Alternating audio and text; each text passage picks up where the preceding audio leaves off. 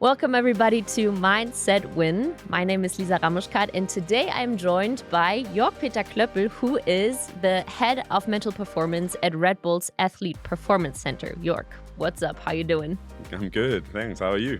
I am well and incredibly excited, to be honest, for these Thursday episodes because we're doing things a little bit different. And today we're going to dig a little bit deeper into the conversation that I had with RB Leipzig's Xavi Simons and Dr. Peter Schneider. Having my family on my back has been really important, and having the mindset that I have nowadays is because of them as well, and especially with my older brother. So having him with me, besides me, and going home, he said to me, "We don't talk about football, we talk about life." All right then, Jörg. So I can imagine that this was a special one for you too, because you have a personal connection to Pete, right? Yeah, that's right. The world of sports psychology is relatively small. We all kind of know each other. And Pete and I first crossed paths about 10 years ago, actually. So I've known him for quite a while in different ways. But ever since he joined RB Leipzig 2 years ago, we've been in a lot of contact. We work quite closely together. Always an exchange. I go up to Leipzig to visit him quite regularly as well. He comes down to Salzburg every now and then. So it was really fun to see him interacting with his player there, yeah. Yeah, how did you see that actually? That would have been my next question anyways. How did you see them interacting with each other and how would you, I don't know, describe their relationship? Yeah, very, very close. Very empathetic as well. They seem to really click. And it's always nice to see a sports psychologist who's so close to the players. And I know that he has similar relationships to other players in the team as well, to most of the players actually. And that's really nice to see that there's not this kind of professional, not a big professional distance between them, but actually they can talk about everything around the life of the player. But you can also see that Xavi probably knows quite a lot about Pete as well, so he opens up to him as well, which I think is a key ingredient to fostering that relationship. Yeah, I can imagine. And it's interesting to hear that you said it's such an important factor for Pete to check in with Xavi and speak about, stuff that doesn't really relate to football at all, because what really struck me was how they spoke about the power of people who believe in you and how that can affect you in such a positive way. And I don't know, even, give you wings on the pitch in this way. Or on the other hand, what happens to a person if you don't have like a mental support network? Yeah, sure. Yeah, that stuck out to me as well from the interview you had. Because if we put ourselves in the position of a young football player, you can see how very quickly the whole day is just filled with football. Everything is around football. You wake up in the morning, probably have lots of messages on your social media channels about you as a football player. You go to training, you get some physio treatment done. Everything is all around football and being a professional player. So I think it's really important for especially the young players to get that balance right and also still be a human, be a normal person, and not always be that professional player that everyone admires or sometimes criticizes as well.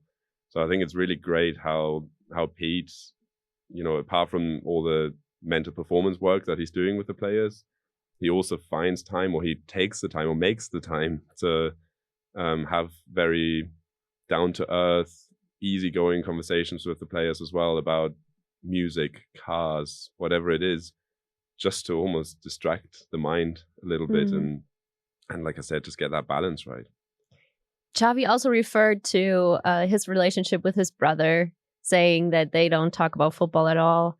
And he stressed a couple of times actually how important his family is for him, because these are my words now, give him a sense of stability, really. How important is that? And maybe how can we use certain things in the business life too? Because I'm just thinking, what if I don't know, work in an office where nobody believes in my skills, Yeah.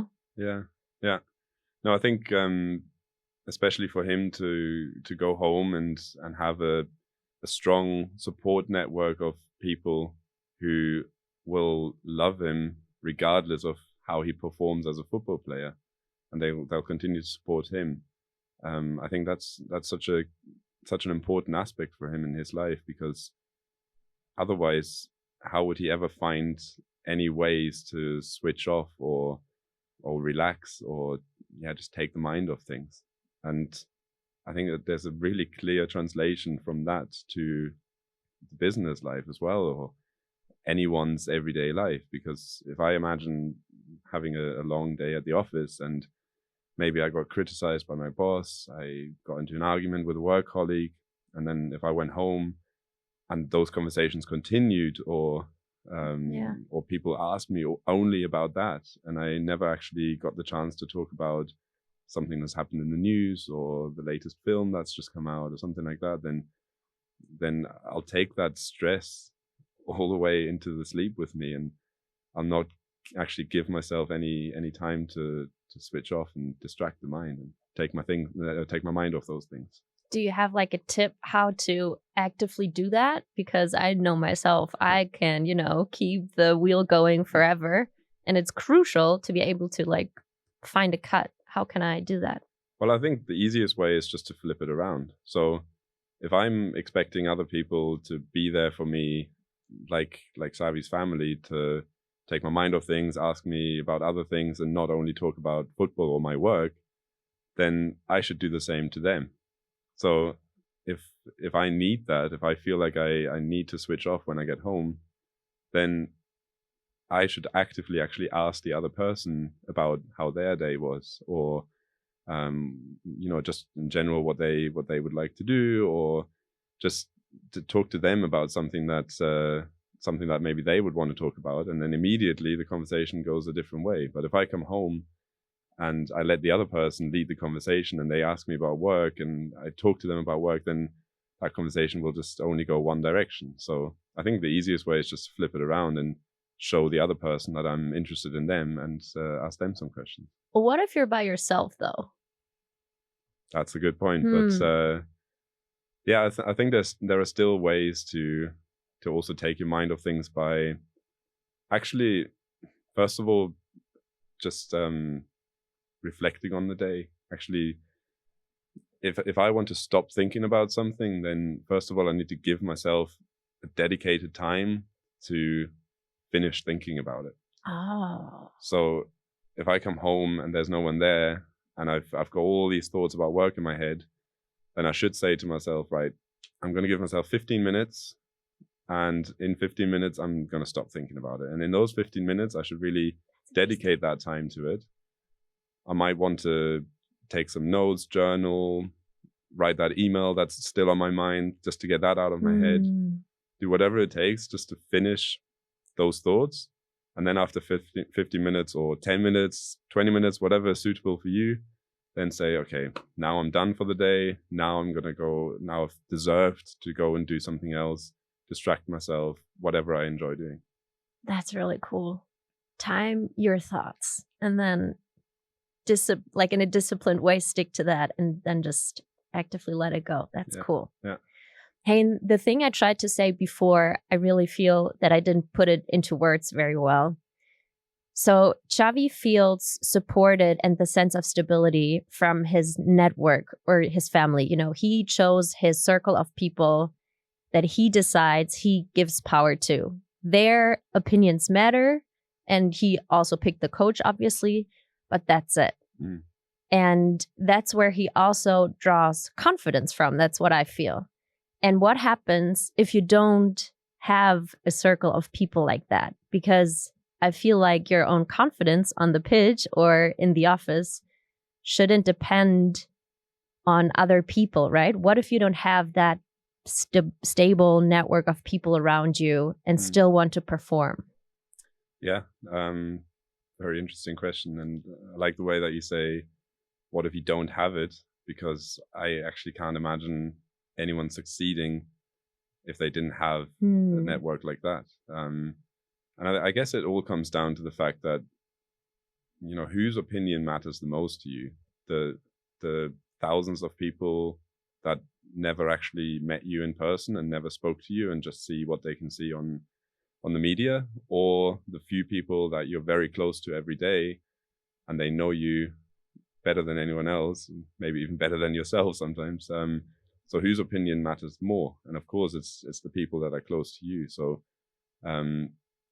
if they give me some feedback about something that I've done, then I know that's very informed feedback. There's a clear reason why they would give me that feedback, because they know all the ins and outs. The other people can only comment on what the media has decided to show about me, right? So it's the value of that feedback is just so much higher, right?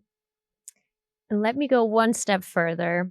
Obviously, there's not going to be media articles about myself judging my performance, but feeling confident in whatever I do, how can I find like a tool, or what would be a mechanism to support my confidence or build confidence, really, even though surroundings are very challenging? So there are 4 main sources of self-confidence, and maybe in a different episodes we can go in detail into all of them. The one I'd like to focus on today is really the one that we call verbal persuasion, which can be from other people, but also from myself. And I think that's the key aspect, that it's basically just getting that positive encouragement that I'm good at something and that I can accomplish a task that's ahead. And that can either come from the people around me, the people close to me, and if someone that I trust a lot, someone that knows me very well, tells me, no, I believe in you, I think you can do that, then of course that's going to give me a lot of self-confidence. But at the same time, I can do that to myself as well. And that's challenging for people, and it's not easy. And I completely understand that. It's not something that comes naturally either. It's something that you have to force. But just believing in doing that can give you the self-confidence. So it's that old thing about looking in the mirror and saying it to yourself. And yes, I know I've tried this. It's really weird. It's really uncomfortable. But actually looking at yourself in the mirror and saying, no, you're feeling good today. You can do this. You can ace that presentation at work. I believe in you. Saying that to your mirror image, it's weird, but it works. So try it. So you said 4 pillars, right? Yeah. What are the other 3? The other 3 are also just the state that I'm in, the mental or physical state. So how I'm feeling, if I'm sick, if I'm injured or something like that, of course that's going to affect my self-confidence. Then another one is the kind of vicarious experiences, which means watching other people do a similar task to what I'm doing. And the last one would be just past experiences. So everything that I've done already in the past, if I've done something similar before and it went well, then I can gain confidence from that as well. So just reminding myself about past experiences. Those again are my words. The comparison to other people, how does that give me confidence? I see they can do it, so I can do it. It has to be people that I can relate to. So if I want to sprint 100 meters and I look at a video of Usain Bolt, then that's probably not going to help me very much, because I can't really relate to him. He's built very differently. But if it's someone that I can really relate to, someone similar age, similar educational background, in many ways, someone that I see that, okay, we're on a similar level, and I see that they've done it before, then that should give me a lot of confidence as well to say, well, if he can do it or she can do it, then why shouldn't I be able to do it as well? That's so interesting. And I mean, in another thing that really played out in this episode and really struck me is his adaptability to new surroundings, really, right? Yeah. Let's say I was able to verbally persuade myself that I got this, everything is fine. Maybe I even did the presentation well, but then one person said one negative thing about this. And let's say even the whole day in general went really well. It was a good day. I felt good. I nailed the presentation, or at least that's what I feel like. And one person said something negative. I am very sure that most people feel the same way. Would definitely dwell on this one negative comment and probably would have, the conclusion that the day would be a bad one. How do I deal with that? Yeah, it's annoying, isn't it? It's horrible. It doesn't always happen, but I definitely know what you mean. Yeah. It happens. And unfortunately, that's due to what we call the negativity bias. But as humans, we are still hardwired to look out for negative things. Because actually, when you look at the evolution, we haven't actually been around that long. We've evolved quite quickly, but we're still hardwired to look for dangers, look for any threats in our surroundings. So even just 4,000 or 5,000 years ago, we were living in caves, and that lion running towards me was the one thing that I really had to look out for, and not all the beautiful flowers and butterflies around me. So that's still unfortunately true for us today, that yes, we consider all the nice factors in our lives, and we can actually train ourselves a little bit to pay more attention to the positive things. But we will always look for the negative things. And it's not about being able to not paying attention to that, because we will always pay attention to it, but it's being able to then put it into relation and seeing the bigger picture, and also just simply being aware that this is going to happen. Now that I've told you and the listeners, hopefully you guys are at least aware that you will always pay attention to that one negative thing, but then just considering, okay, this is just one of the many things today, and actually overall it was a good day. Do you have one more tip for us? So I'm aware now, I got that part, and I was able to, kind of break the negative cycle in my head and just go like, okay, this happens sometimes. What would be a way to, I don't know, either turn it around even, or just neutralize that? Well, I mean, you can try to take some learning from the negative feedback that you're getting. So why would that person say that? Is there some truth in it that I can learn from? But apart from that, really just focusing on the positive things. So this is what positive psychology is, that you, at the end of the day, you look back and you just point out the positive things that have happened that day, and you don't consider the negative things. You really focus on the positives, and even on the worst days, you will still find 3, 4, 5 positive things that have happened that day, even if they're small, but you can still find them. Easier said than done, but okay. I see this with my athletes as well. Whenever the athletes come to visit us at the Athlete Performance Center, usually they spend a lot of time on the road. These athletes, when they're competing in the World Championships, in the World Cup, whatever it is, sometimes they only have a couple of weeks per year at home. So it's often quite difficult for them to really have that connection with their support people, because they might be halfway around the world. And I tend to see that the athletes come in to see me, and I can tell that they're somewhat overworked a little bit, because they haven't, in a very long time, they haven't actually had quality time with other people outside of the sport. And I often have to remind them to actually take a little bit of a break as well, and enjoy life, and do something unrelated to the sport. And that doesn't always mean that they have to take a whole week of vacation and lie on the beach somewhere and do nothing.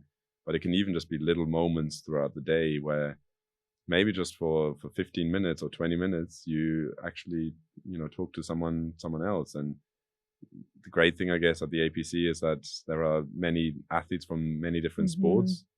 So it's easy for them to actually start a conversation with someone who's from a completely different country, completely different sport, different age maybe, and just talk to them and find out what their struggles are, what their strengths are, and what they're going through right now, and things like that. So that really, again, what I said earlier about switching it around and actually being the one who initiates a conversation about something different, that's what I tell the athletes to do at the center as well.